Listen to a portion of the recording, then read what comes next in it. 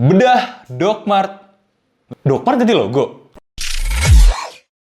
Halo guys, Dimas di sini dan kali ini kita udah kedatangan Porty seri original Derby yang jelas-jelas lagi nembak punyanya Docmart. Kalau biasanya brand lokal ngikutinnya Nike, Adidas, Hoka, atau merek-merek sneakers yang lain, kali ini brand lokal satu ini dengan berani ngikutin siluetnya Docmart. Nah, kayak gimana sepatunya? Langsung aja kita unboxing. Secara boxnya ya jelas, nggak sebagus boxnya Docmart yang Kalau dari segi boxnya aja, udah jelas Porty ini nggak sebagus Docmart. Dimana Docmart itu dusnya ya kayak gini lah ya, masih kelihatan kayak sepatu luar negeri. Kalau Porty kelihatan sepatu lokal. Nah, siluetnya kayak begini teman-teman. Nggak ada yang spesial banget sih dari kita unboxing, kertas minyak, dan langsung kita dapat sepatunya. Sedikit dari siluetnya, udah jelas-jelas kalau Porty ini sedikit bedanya sama Docmart. Ya, kalau kita liatin ya sekilas dari visualnya aja, bedanya itu Porty kasih ada ornamen ini ya, kayak gini di sini yang tentunya bisa dilepas, talinya juga beda, lasnya beda, solnya beda. Tapi kalau dilihat sekilas, sebenarnya sih mirip-mirip aja dengan Docmart. Barulah kalau kita perhatiin detail ya. Kelihatan bedanya Porty versus Docmart tuh kayak gimana. Nah, daripada gua ngebacot, mending langsung aja nggak sih kita gas bedah sepatunya.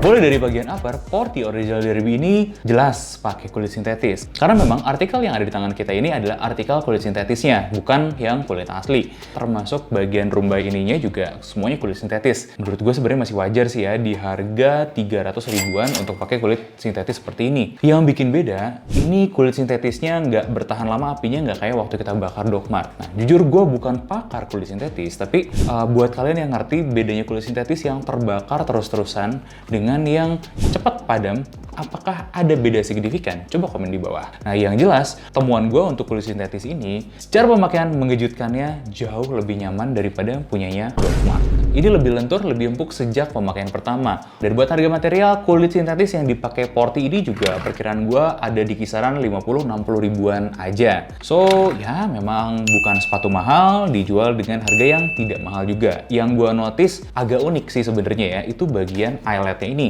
Porty tuh sampai repot-repot kasih nama mereka di eyeletnya ini. Ini gue pengen bilang good job sejujurnya. Tapi khusus buat artikel ini ya, yang gue pegang kok banyak banget ya yang menurut gue kurang rapih jahitannya. Mulai dari bagian samping sini nih, ini kelihatan lah kurang rapihnya. Kemudian di bagian weltnya juga gue nggak bisa bilang rapih. Ada beberapa jahitan yang ya terkesan lah kurang rapihnya. Kecuali kangki kali ya, yang bikinnya rapi banget di harga segitu. Oke, next kita lanjut ke bagian dalam. Kalau kemarin kita temukan Docmart itu masih pakai lining kulit sintetis sebagian, Porty itu udah enggak. Porty itu full pakai fabric ya, semuanya fabric di sini.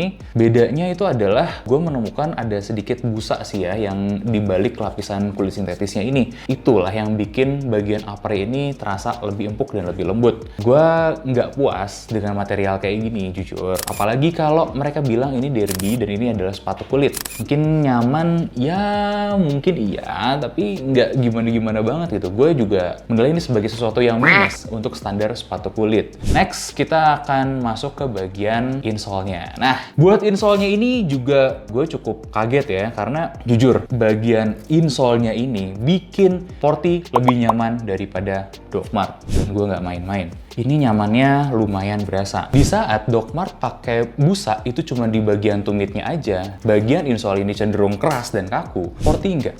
Porti itu kasih insole yang busanya empuk dari ujung sampai ujung. Bagian uppernya fabric, ya biasa-biasa aja lah. Fabricnya juga nggak yang super oke banget. Nice, ya. Tapi yang jelas, tester kita menemukan untuk pemakaian jalan berdiri lebih lama, Porti memang kasih lebih nyaman buat kaki kalian daripada Docmart. Dan kita akan masuk ke bagian konstruksi plus supportnya. Nah, di sini kita ngelihat bagian ini tuh pakai apa ya, nama bahannya tuh sama sih seperti yang dipakai Docmart. Meskipun bagian ininya punya Porti itu sedikit lebih tipis dan lebih lentur daripada punyanya Docmart. Jadi ternyata kalau kita compare punyanya Porti dengan Docmart ini, bagian depannya punya Porti ini lebih tipis daripada punyanya Docmart. Tapi kalau kita terus mundur ke bagian tengah, punya Porti ini bagian insole-nya dengan Docmart itu ketebalannya sama. Cuman punya Porti ini jadi sedikit berbeda semakin ke tengah. Dan rupanya waktu kita potong, kita menemukan sedikit kesulitan. Rupa-rupanya karena Porti itu kasih sanks buat sepatunya di sini. Ini sanksnya juga bukan besi yang bagus-bagus banget atau gimana, karena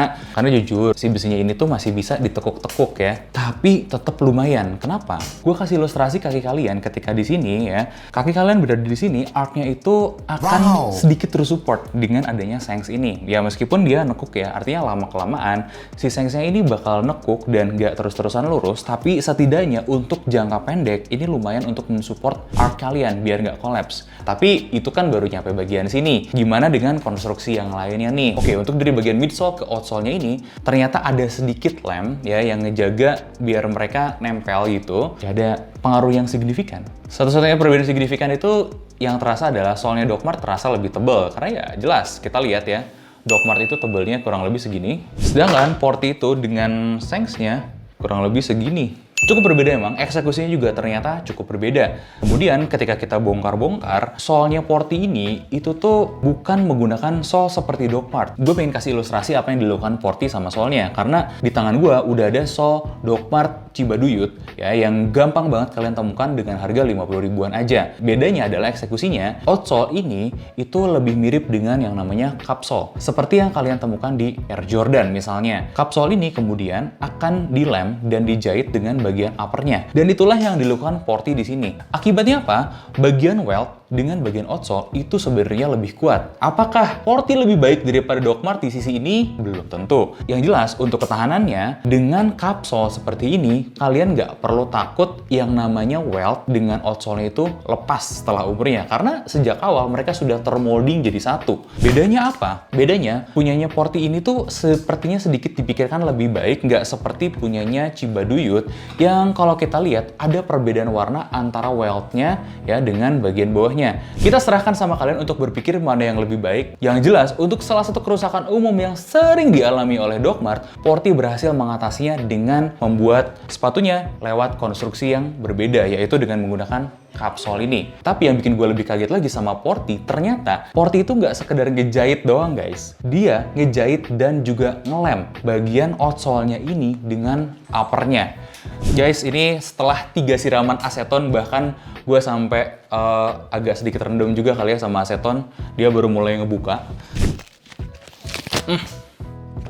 Oke. Rupanya dengan teknik eksekusinya Porti ini, kemungkinan Porti ini akan punya umur yang sedikit lebih lama daripada Docmart untuk segi keawetan. Karena gue masih penasaran sama jahitan dan lemnya Porti, kita coba tarik dengan 2 kekuatan orang dewasa, dan jujur ini keras banget, susah banget teman-teman. Bahkan menurut gue sih, ya meskipun kelihatan ya lemnya agak ketarik-tarik kayak gini, ini yang akan kalah duluan itu bukan bagian sininya, bukan jahitannya atau lemnya, tapi justru bagian upper yang kita tariknya ini yang bakal robek duluan kayaknya. Ini sesuatu yang agak di luar perkiraan gue sih sebenarnya. Dimana gue akan kasih rating materialnya ya 2,5 dari gue.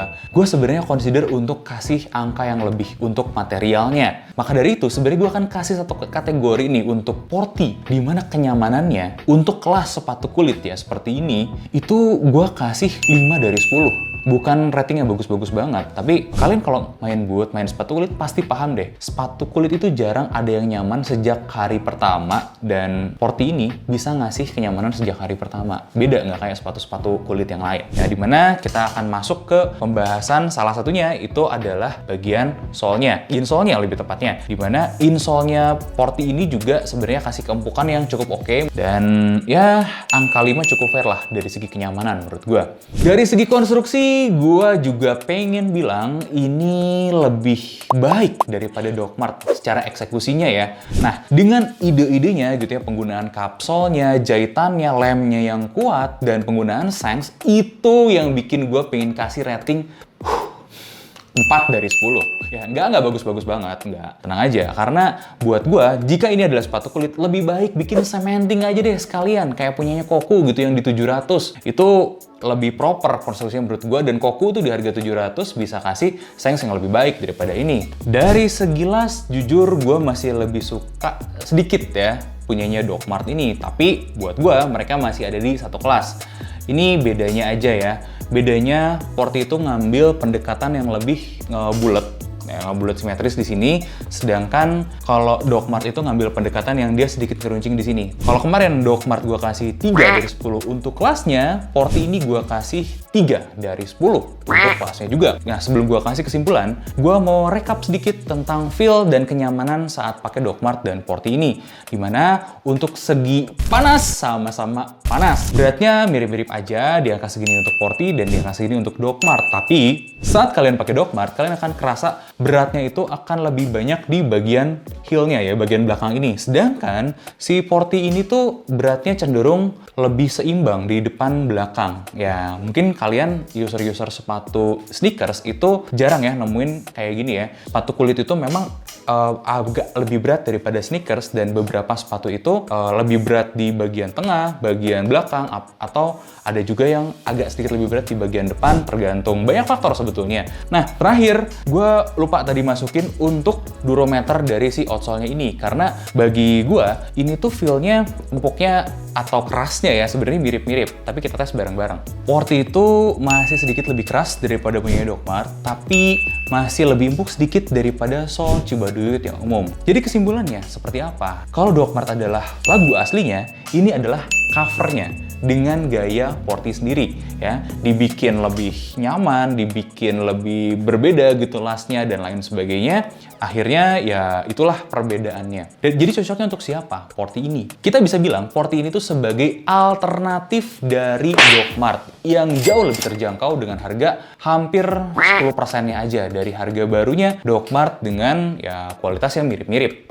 Nah, buat kalian yang lebih menghargai merek, histori, dan gengsi, saran gue ya udah paksain aja dari kalian buat beli Doc Mart ini, karena buat orang-orang yang ya memang marketnya ini itu semua worth the price ya. Selisih 80-90% harganya ini itu worth the price untuk kalian bayar Doc Mart di harga 2,8 juta. Jadi ya silakan nilai sendiri tentang sepatu ini. Yang ditawarkan dua sepatu ini tuh menurut gue pribadi lebih cocok disebut sebagai penawarannya dari sneakers, bukan penawaran sepatu kulit. Nggak buruk memang untuk standar sneakers, tapi untuk standar sepatu kulit big no-no, di mana di harga 2,8 juta misalnya, di harga Doc Mart ini kalian bisa dapat konstruksi black stitch minimal atau Goodyear welt kulit sapi yang jauh lebih baik, bahkan ya jika di-compare dengan kulit sapi yang dipakai di Doc Mart-nya. Dan sebetulnya salah satunya adalah Porty yang juga menawarkan seri-seri klasik mereka dengan eksekusi yang cukup baik menurut gua. Dan Porty Original Derby ini tuh buat gua ya, kalau gua adalah pecinta sepatu kulit klasik, ini jatuhnya adalah penodaan untuk merek Porty itu sendiri. Kalau gua boleh saran buat Porty ya, mereka bikin sesuatu kayak gini, apa nggak lebih baik mereka bikin sub-brand aja, biar nama baiknya Porty nggak tercoreng lah. Karena jujur, buat gua Original Derby ini adalah downgrade-nya dari Porty. Karena gue ingin video ini adalah forum terbuka buat kalian pecinta Doc Mart, pecinta sepatu kulit dan boot pada umumnya, dan terutama user sepatu-sepatu kulit yang lebih serius untuk berdebat bagaimanakah pendapat kalian tentang dua sepatu ini. Gue tunggu perdebatan kalian. Terakhir, gue lupa kasih rating Sporty Original Derby ini. Dengan rating 3,75 dari rata-rata 4 komponen yang kita bahas di sepatu ini. Dan review ini adalah pendapat kami pribadi setelah melakukan pengetesan-pengetesan di lapangan. Kami bisa saja salah dan kami mohon maaf atas kekurangan-kekurangan yang kami timbulkan karena jujur, kami bukan ahli sepatu murah apalagi sepatu kulit sintetis kayak gini. Buat teman-teman yang ngerasa lebih ahli dan lebih jago, terutama lebih paham tentang kedua brand ini, silahkan berdebat di kolom komentar. Gue Dimas undur diri, jangan lupa like, komen, dan subscribe. Juga request sepatu apa yang harusnya kita bedah selanjutnya. Bye-bye!